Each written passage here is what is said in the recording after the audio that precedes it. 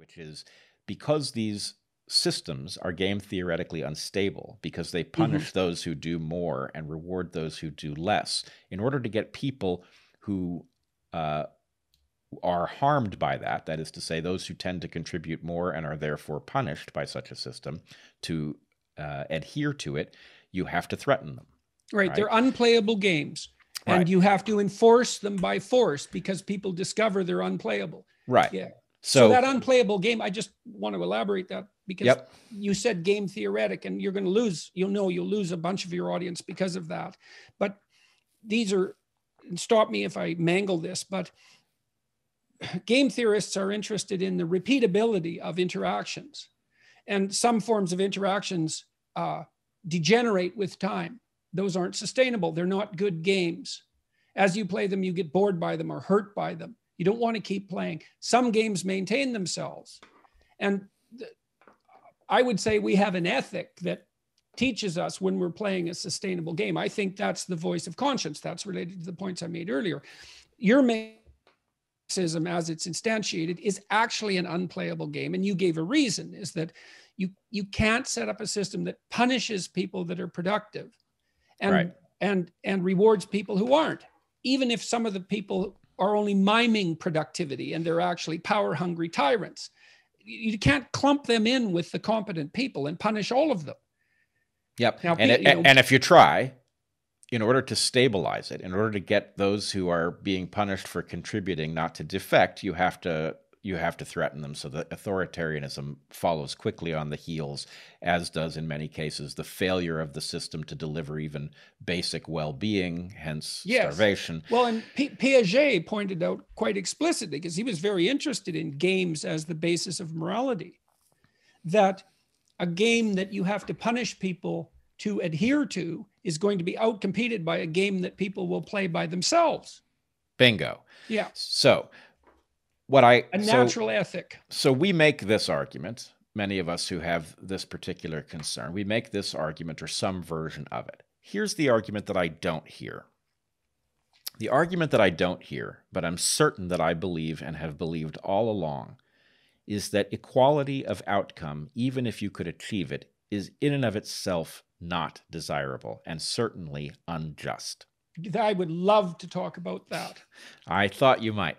So my argument is very simple, right?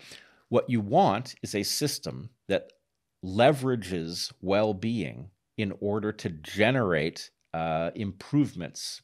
So in other words, you want the reward that comes from successfully competing to get individuals to contribute to collective well-being. The mythology. The mythology of our economic system is that you're being rewarded for delivering stuff that's good, and that's why you're wealthy, right? Now, it happens that our economic system does a terrible job of this. It enriches lots of people who are actually harming other people. But in principle, if you were economically rewarded for generating well-being, that would be a good thing.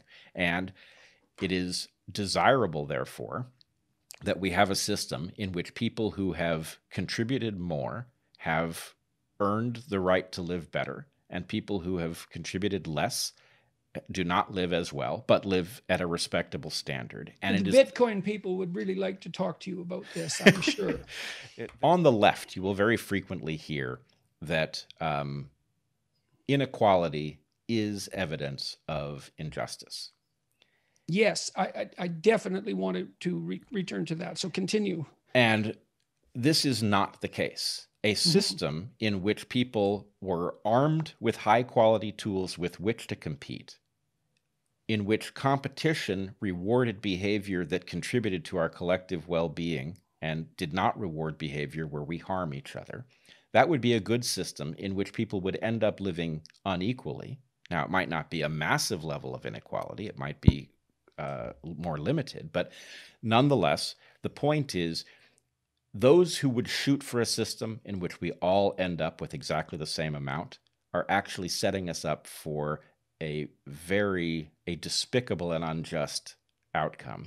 Whereas a system in which the ability to earn a higher quality of living is available to you and you have the tools with which to pursue it is a desirable system. If everyone was equal, no one could trade because you wouldn't have anything to offer me. You have to offer me something I don't have. Now, you might say the fact that you have something I don't isn't an outcome, but I already said that what exactly constitutes the outcome is blurry. It's arbitrary. Now, all you have to bring to the world is what is unequal about you. And so and you'd think that people who push on the diversity end of things would recognize that above all else. And so by forcing equality, you actually destroy what everyone has to bring to the table to trade. And that's a terrible thing because you punish them then for the best thing they have. That's one terrible thing. But the other thing is you deprive everyone of the opportunity to benefit from everyone bringing what's unique about them to the table. So I would say there's a terrible contradiction between diversity as a value and equality of outcome as a desire. Those two things I don't see how they're logically commensurate. That's a very interesting point. I really like it. That in effect, our collective well-being is a matter of the creation of wealth through the exchange, and the exchange inherently requires an inequality.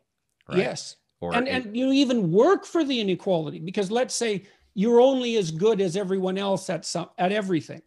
Well, then you're going to go out and educate yourself like mad about something until you're now a marketable commodity. And so you're making yourself, you're increasing the amount of inequality as a consequence, but that's actually a virtue, not a vice. Another way of putting it is that in order for all of the jobs to get done that make us collectively robust and well off, people have to arbitrage things that are under valued. In other words, if there is a dearth of computer programmers, then it is your desire to get ahead that might cause you to go into computer programming, which is the force that ensures that there are enough computer programmers in the next round of the game. And if you don't have that motivation, because everybody has been slated for an equal outcome, then the point is there's no telling what you'll have too many of and too few of in the next round, because there's no reward for figuring out which thing is